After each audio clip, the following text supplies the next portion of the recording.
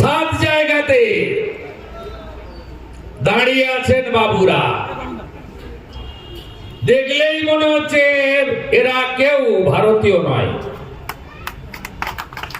কেউ ভারতীয় নয়। এদের কাঠামোটাই বলে দিচ্ছে এরা ঘুষপেটিয়া, অর্থাৎ ইনফিল্ট্রেটার্স, অর্থাৎ অনুপ্রবেশকারী, যাকে সোজা বাংলায় বলে বাংলাদেশের মুসলমান এবং বার্মা থেকে কক্সবাজার হয়ে আসা রোহিঙ্গা।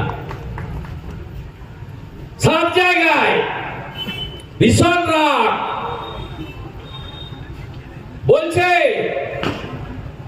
আপনারা আমাদের তাড়াবেন, এসআইআর কেন হবে, এত জ্বালা যন্ত্রণা কেন?